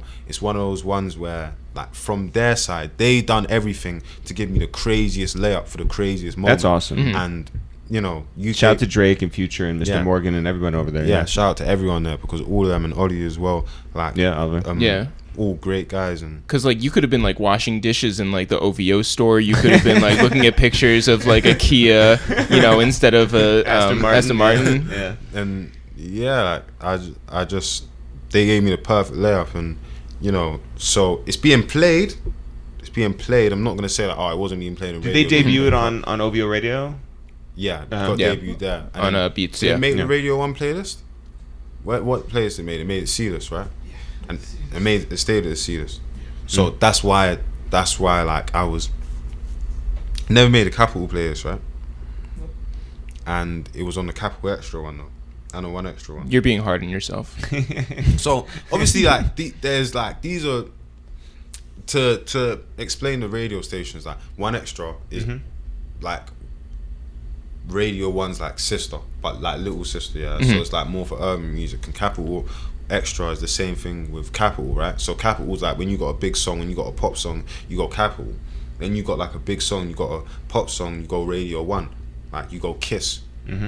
Now obviously you got to play your role and you got to play your position, but like I go and I do that again, like I said, at this stage of my career now, and we're pushing for the Capitals and the Radio 1s, and this can happen. You know what I'm saying? So it's one of them weird ones and interesting ones where it's like maybe it was just a timing, or maybe everyone had been so shocked. But if Drake jumps on a song with a UK artist right now, I'm not going to say that like it's a point where we're ungrateful, but like it's almost as if like people aren't, like this is not normal. Like it feels so freakish to me, because I've grown up looking at people and listening to their music and knowing that these guys are aliens. Like they're so far gone. But again, like it's so far gone because of Drake. Right, just done a little mini rock there just to celebrate that little bar that I done by accident. But like so I think people should never take like the love that we get from other countries for granted, you know. And like obviously when you're making the music, it always helps. So now to speed up this thing moving forward, like cool, we had a good moment, but it's like, what do you do next? We've gone out, filmed a couple more videos from the EP, done 71, and I done a remix to Two Birds, One Stone, and I've done Two Birds, No Stones. So now I'm freestyling, I'm rapping again, I'm barring. Here's some bars, innit? I've just done the singing. But we knew when it's time to come back, you go for the jugular. So we had Samantha ready. Samantha went with J Hus, and that like took off in a different level. Fire. Because J Hus has always been respected in music, and these times like we've got bars and bubbling. So when we came together, it was like ridiculous, and that track's on like 30 million views on YouTube now, and at maybe 28, 29 on streaming, Spotify and stuff, and Apple Music. Yeah, where are those kids who didn't watch it when you were in? They're here. Like, Soccer, obviously, they're football players now. It's crazy. And like, it's the thing. Like, me and them are cool. I'm never gonna look at someone that was like in my secondary school and think like, raw, like, nah, you didn't believe in me. Like, what did I believe in me? Like, I will for you. Yeah. It's fine. Yeah. like, you know what I'm saying? Like, 'cause it's not even their fault. Like, if someone sat down and we all sat down in secondary school, in my English class, and they said, boy, like, if you give me a £5 note right now, and if David from here, who's saying that he's going to sell his mixtape to all of you in class for £15 to try and make enough to record in studio, if you tell me, yeah, that like, I got to give someone a £5 note, and if I, in the next couple of years, actually release music and get to do a fire in the booth, I'd say, yeah, take it, no chance. Someone said, raw, like, Drake's going to jump on your track, like, I would have bet everything that was on my back at the time that was impossible. Yeah. So, like, I can't look at anyone that didn't believe. It's just the times you tell girls like, what do you do? Like, the girls are saying like, what do you do? And you're saying, I rap still. And they say, like that was the thing. You say, girl, you're a rapper now. Like, how come I haven't heard you? Like, what's your YouTube name? Like, what type of rap? Like, people are actually interested. Like, they care. Right. Well, by the way, did you have any jobs in like the more like lower times? I've never worked like a legit retail like type-ish job in my entire existence. Yeah. Like, I guess I struggle with authority, but I tried. I handed in my CV to Subway. Yeah. I tried to work in Subway, bro. This is real life. Tried to work in Subway. They didn't take me in. I had some spelling mistakes on my CV, to be fair. What were the spelling mistakes? DAV? Word. So you and J Hus both had like a moment, like Yeah. right then. How did you meet J Hus? Just like being around? Yeah, I mean, so like you said, had a like session London's not booked that in with big. J5. Yeah. And then J Hus was just sleeping in the studio with J5, and then we ended up making music from there. And yeah, it just worked out naturally. Now, after Samantha, J Hus is in a position again where people, like, they've always known that J Hus was cold. People have always known that J Hus was cold, but he'd been away for a bit, so it's like people have been slapped again and woken up like, yo, like J Hus is cold. And then he's done Did You See, and it's like, yeah, he's gone clear again. So he's done Did You See, and then he's done Common Sense. So he's put his album out, classic album. Yeah. So he's milli rocking all the way to multiple banks. Like, he's in the cut. These times now, I'm doing a tour in America for the first time. So me and AJ have done the Roxy in LA, Mod Club in Toronto, and SOBs in New York. Yeah. Mm-hmm. How did SOBs go? Yeah, it was great. All of them were great, and so we're touring off the both of our songs together. So it was good to tour. I actually spent about 45 minutes with AJ for the entire tour. Yeah, because me and him didn't see each other at all. Different flights. And it was mad. And that 45 Who put this minutes together? That's what I'm saying. Yeah.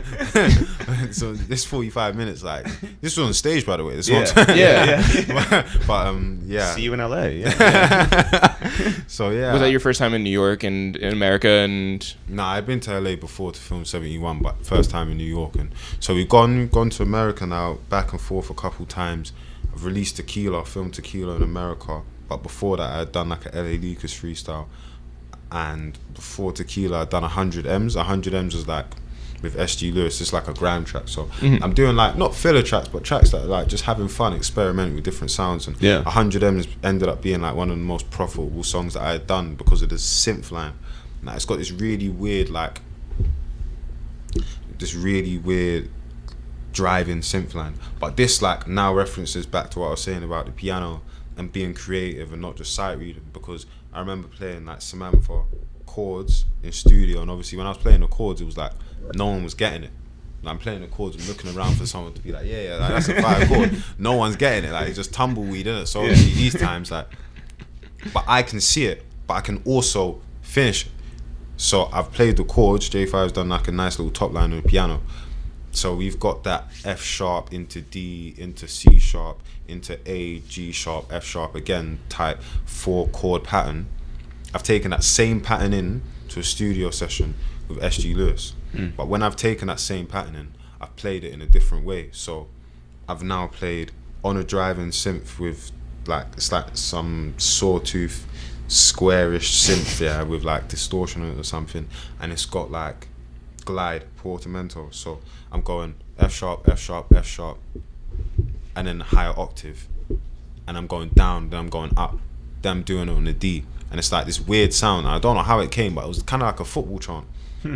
It's like dun dun dun dun dun dun dun dun dun dun dun dun dun dun dun dun dun, and it's a weird melody when you think about it, but that has been the melody that has been probably synced the most out of everything I've ever done. And Crazy. It's like done a lot for me, but I looked at the track, I was never going to put it out.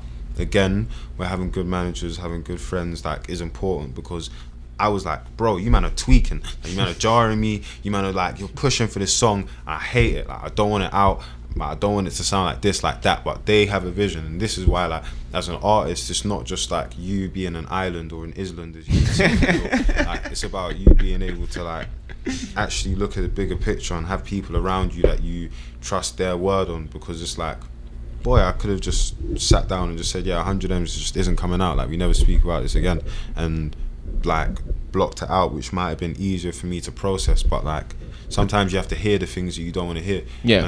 And that's the one that's just 100 M's was more for live, it was more for the energy, it was never really for the listening, because we knew that we needed a song to like have a super jumpy moment to.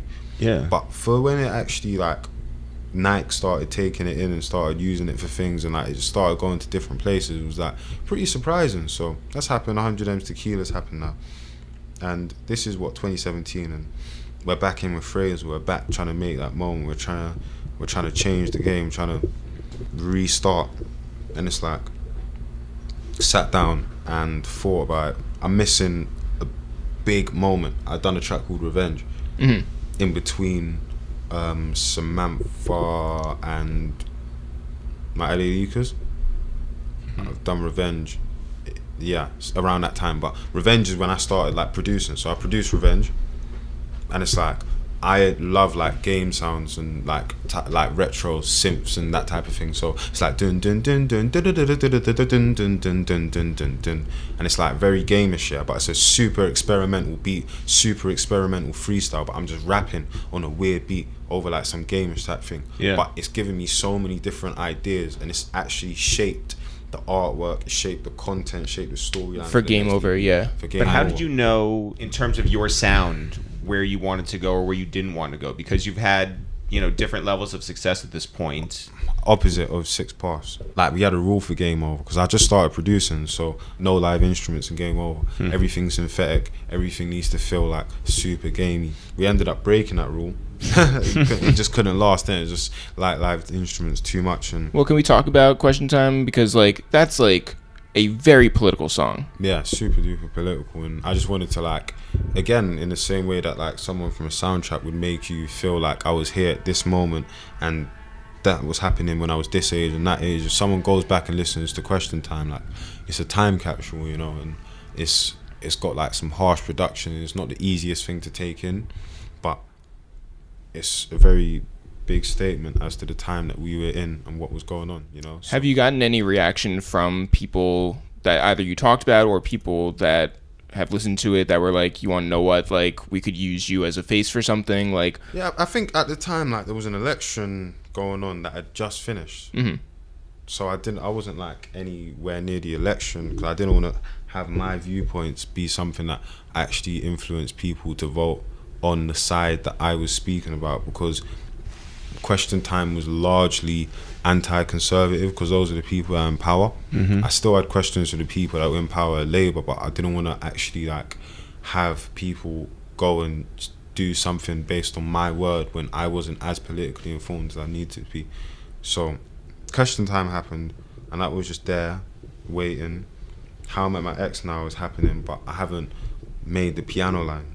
it's just over different beats, and I needed something to piece it together. I just sat down in the studio one time after my managers had left, and I just said, this is gonna happen like right now. It was the weirdest thing ever, because I usually play chords, but today I just felt like I'm not gonna play chords. I'm gonna play singular notes on the left hand.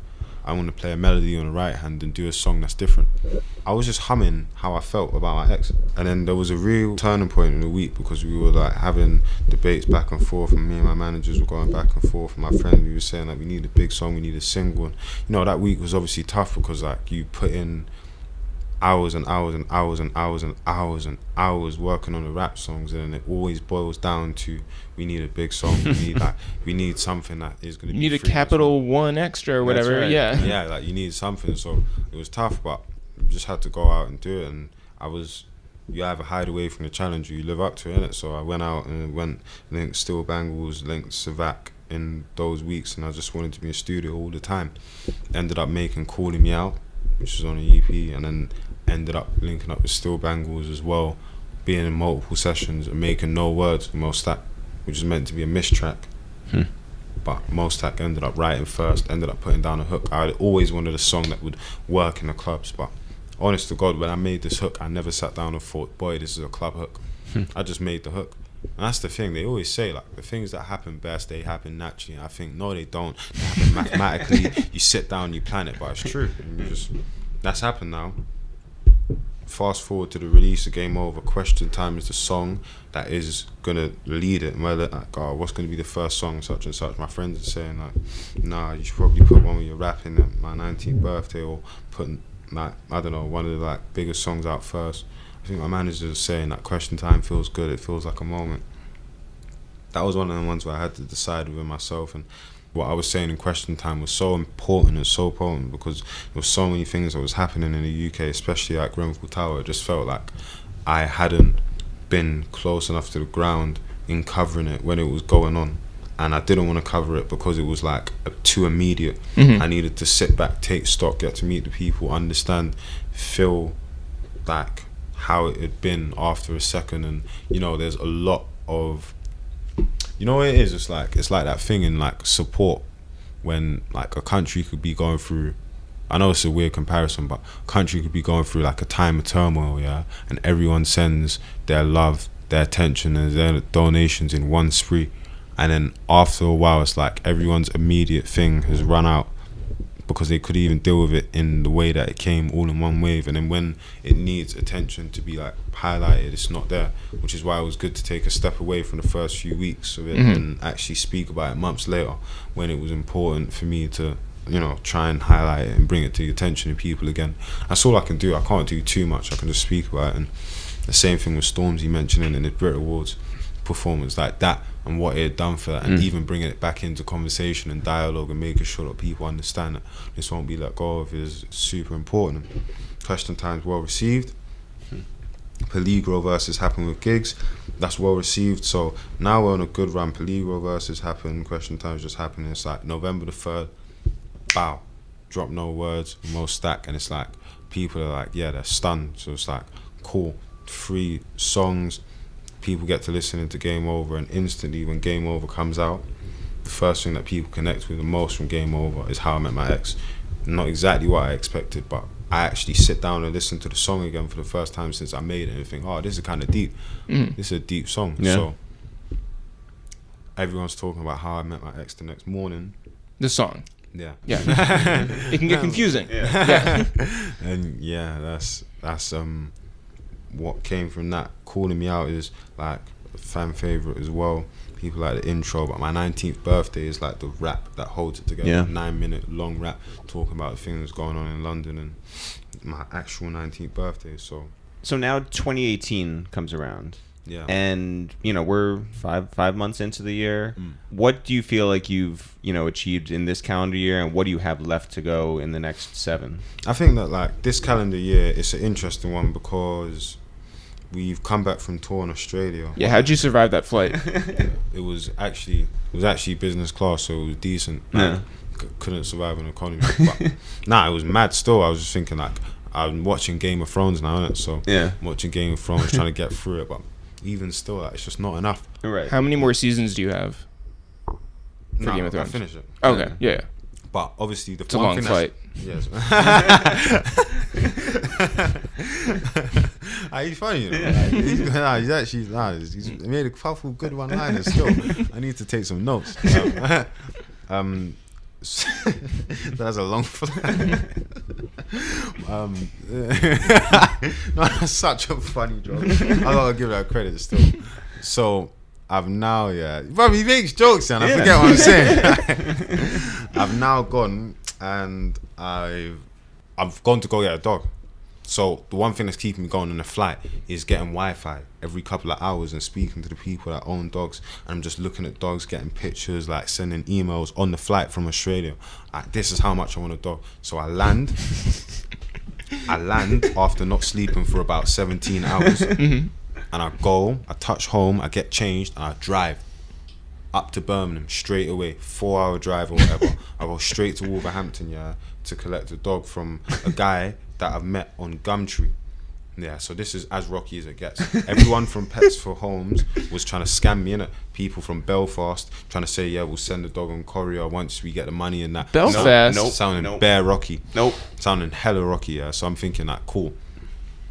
This ain't happening. Driven up there, ended up linking a ute. The ute was just some ute from Hackney. Obviously he's cool now, me and him are cool now. He'd probably be thinking like, why am I calling him some ute from Hackney and think? But he was a ute from Hackney, so I'm thinking like, I'm expecting you to be like a middle-aged white woman breeding dogs, like.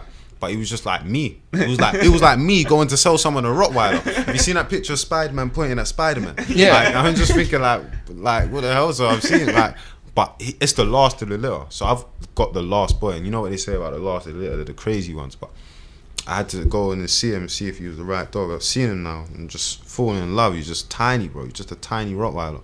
And I was just thinking, no way. So we just taken him. Ended up, like, one of my friends is in Birmingham. She's in Wolverhampton.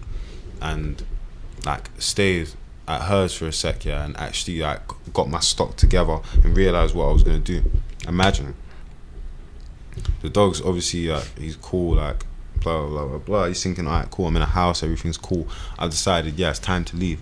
So I've set up my crate, put him inside of the crate, and I started driving. It's taken about 5 seconds for him to realise what's going on. He started screaming. So he started screaming now, and it's like, it's unbearable, innit? It's unbearable. So now I'm trying to firm it, I'm trying to push past, thinking he's gonna fall asleep, but the cage is rattling, so he can't fall asleep. So now I'm just at the turning on the motorway, and I've opened the door, and it's like I've opened my car door, stopped, and it's like I should not have stopped where I've stopped. I've opened the door, gone around, I've opened it, put the cage down, and then I've opened the cage, and then I've gone to open the boot, but it's like I've opened the cage, looked in the cage, he's not there. Heart's dropped, panicked. I've looked around, I'm thinking, please don't tell me you've run into the road. But it's like he's just standing there, but he's just silent now. He's calm.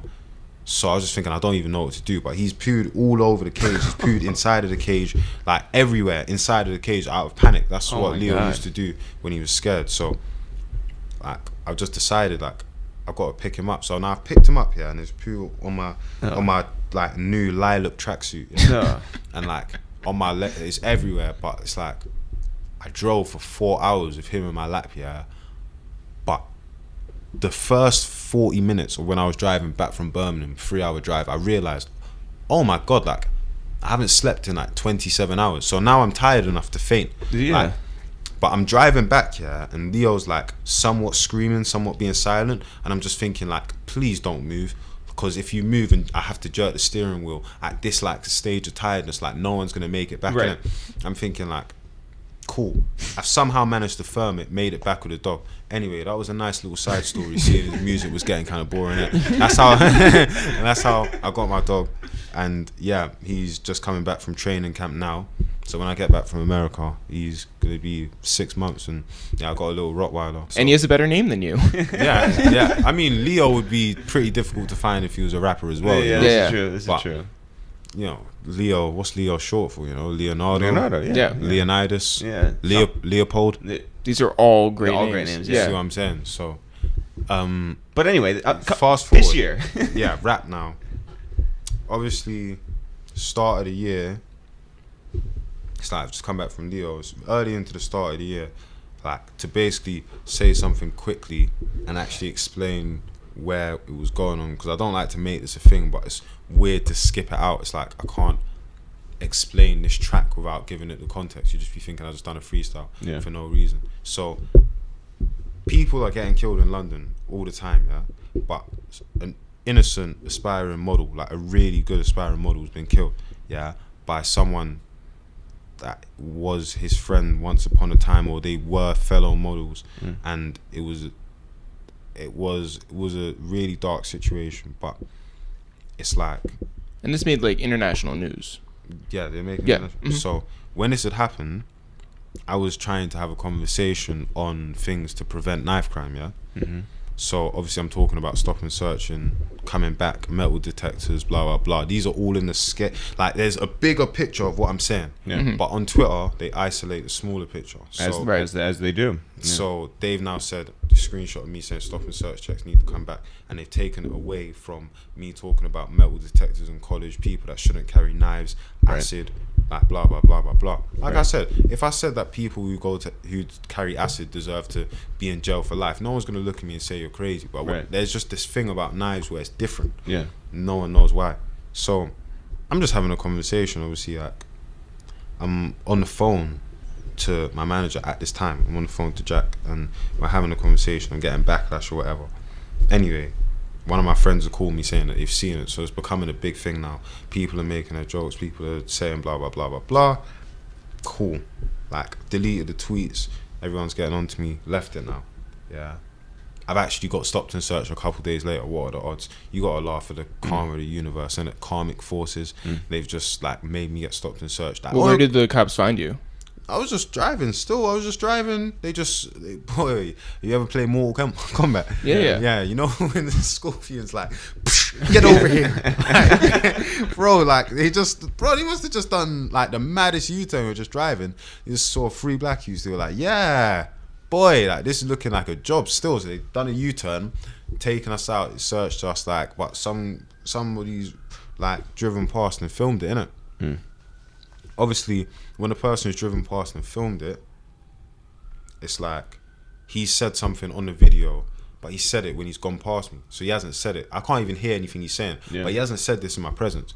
He said something when he's gone past. So this is the video that everyone's laughing at, and it's gone viral, whatever. So now I'm thinking, all right, cool, like double cool, like cool.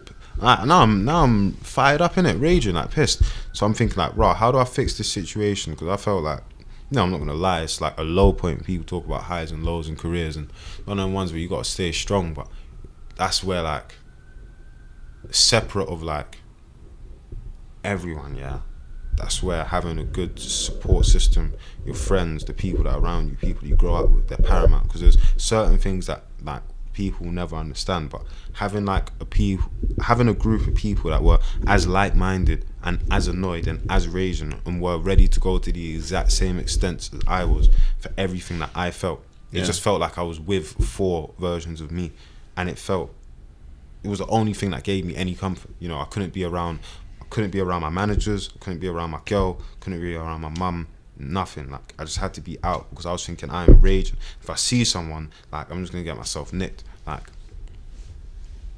ironically, me saying that. So I've gone, and then I've thought, cool, like I don't know how to do this. Maybe I'll do an interview, and we're planning like an interview for a sec. Like, who do we do an interview with? I wanted to do like an interview with different channels and explain it and give it some context. And I realized, like, my friend just said to me, like, yo, like you can't be out here talking and like giving these guys like the satisfaction, you know.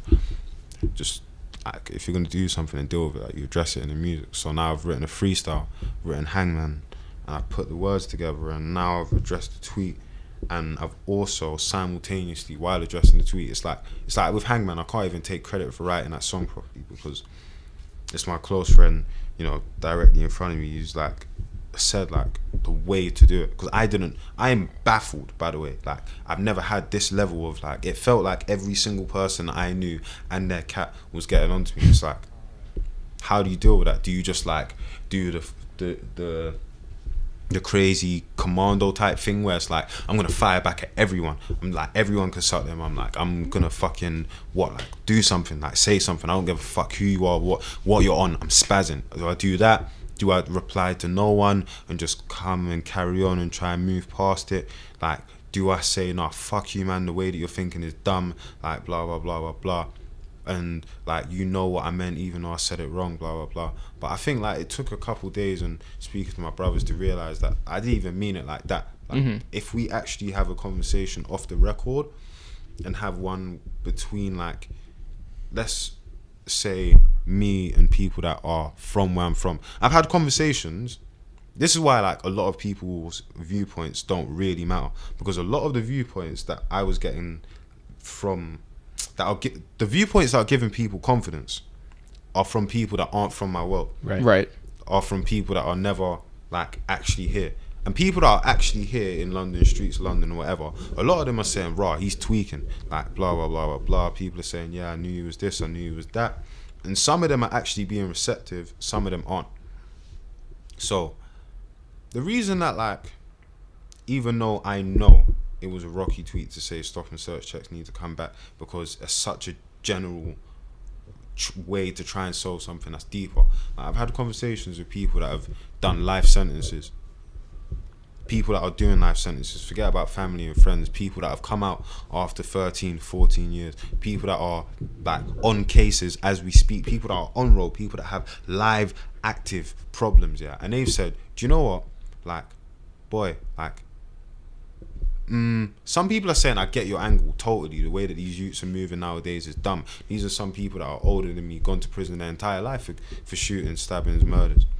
Like, some people are saying I get where you're coming from in your angle, and like, it's just certain things you can't say, or the way that you word it and blah blah blah. People are having conversations with me like a human, people that are from like that world. But it's a lot of people that want to make jokes and do something for an instant couple of retweets and such, and it's really weird because after, like, there was just a mad spike of murders in London at that time. Mad spike of murders, and at that point, after I had released Hangman, I didn't really want to say anything. I don't want to say anything or speak about what's going on in like London and like thing if it's not on track. But even on track, like, it's difficult now because I care. Like I said, I always say to people, like, I care. A lot of people don't care genuinely, but I care. If you've been listening to this podcast, you managed to make it an hour 45. Yeah. Like, you would know, cool. From when I started, when I done the Blackbox warm-up, cypher, all of these freestyles, the basis of me is rap. The basis of me is delivering a message to these people. So when I'm saying something and people are trying to make me the bad guy and vilify it, it's like, cool, how do I take it and switch the attention and turn yourself from heel to face again? Yeah. And it's like, firstly, you just gotta understand, anything that you try and fight in life will fight you back. You don't fight it, you let it be. You know, so. Well, have you gotten the reaction that you wanted after the release of the song? Yeah. Okay. Definitely. And like, that's because it wasn't me trying to make it a contest. It wasn't me on the freestyles trying to say, but the way that people think about this, but the way that blah, blah, blah, blah, blah. It was me in the freestyle saying, boy, like, what I said there makes no sense. I don't know what I was thinking, because that is not me, that's not where I'm from, but it's an emotional response to A, B, and C happening. Like, I might go on a track 2 weeks from now and say, forget police, fuck police, whatever. Like, no one can tell me, rah, you can't say that because you said this and that. Because like I said earlier on in the interview, and as you would know, I spent my entire life visiting these institutions and these places growing up. I have the license to go out and say A, B, C, D, E, F, and G. You know, and there's a lot of men without the fucking license to say anything that are going out and telling people that no one knows anymore. This is what happens with music. This is what happens when you're from London, with the UK. Everything's so close. I don't even know if you got the fucking license or street credibility to firstly, there's no amount of street credibility that someone could have.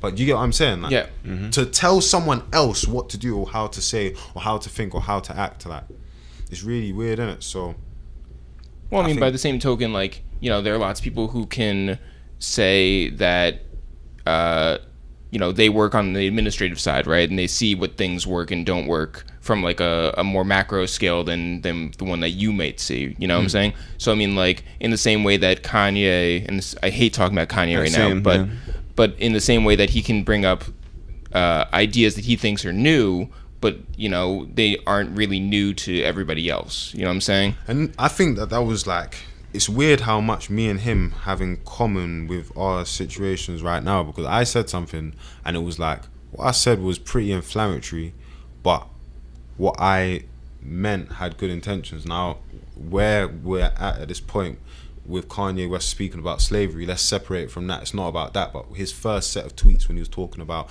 love and Donald Trump makes me feel like I can do this and such, that he could have had great intentions and worded them wrong and wanted to actually make people think differently, but Twitter's not the place to do that. So when him and T.I. done Kanye West versus the people or whatever, like, he's actually speaking on track, and people don't have a problem with Kanye West versus the people, or like blah blah blah blah blah on that track. There's not, obviously there's certain arguments within it that may be flawed if you're looking at it on a deep political scale, but these tweets, when you're speaking snapshots of things that you've had and thoughts that you've had for seconds that you put online, they live forever. These screenshots live forever. You can't go from a space of like thought for a second and put it out, because it lives.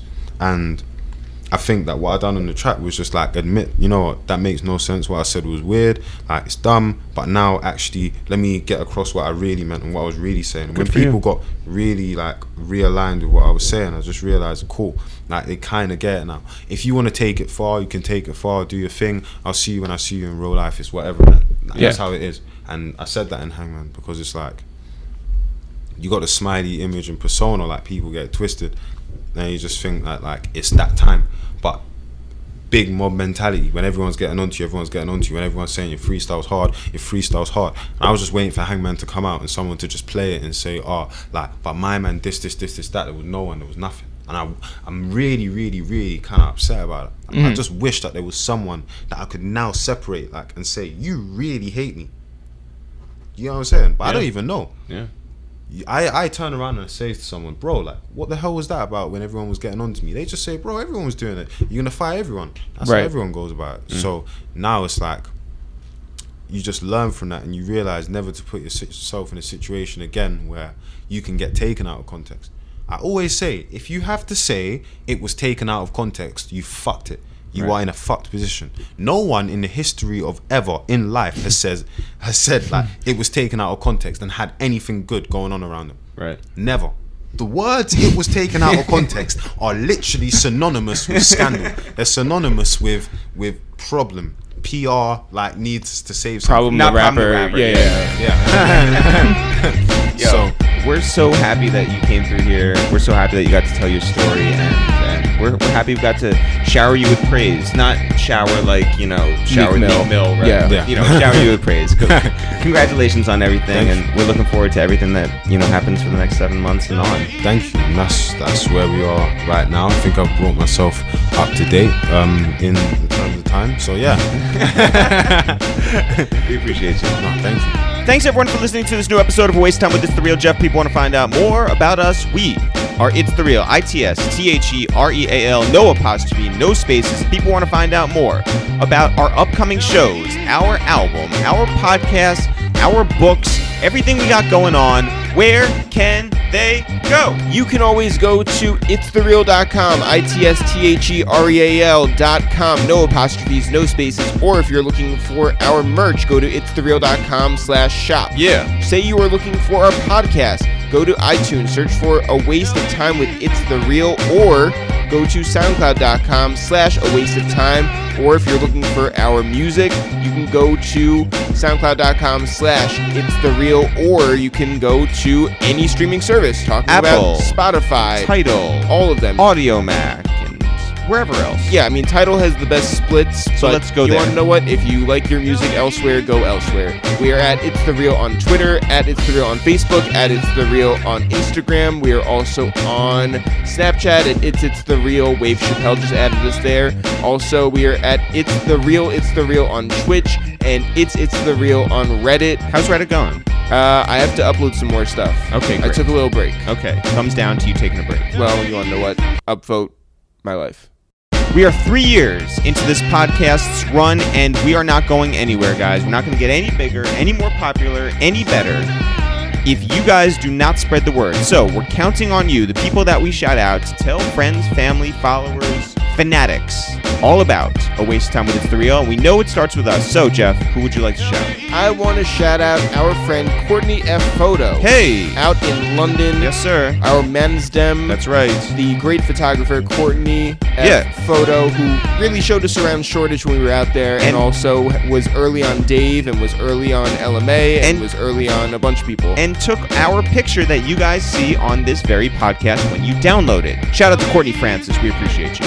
Jeff, I want to shout out our friend Munir over with The Roots, who is going to be there at the Roots Picnic on June 2nd, and we hope you guys will be out there as well, because we are going to be doing a live podcast from the podcast stage alongside Questlove's podcast, alongside Drink Champs with Nori and DJ EFN. It's going to be a great time. That's not even getting into the music part, where you're going to have like Lil Uzi Vert, 2 Chainz, and Jadakiss and DJ Drama and Randy the Kid and Jay Critch. Just a ton of people. It's going to be a great show in Philadelphia. Tickets may still be available right now at rootspicnic.com. If they're not, sorry, but hopefully we'll see you guys on June 2nd. That's a Saturday. That's coming up in Philly. As always, guys, down for real. Sure. See you guys next week.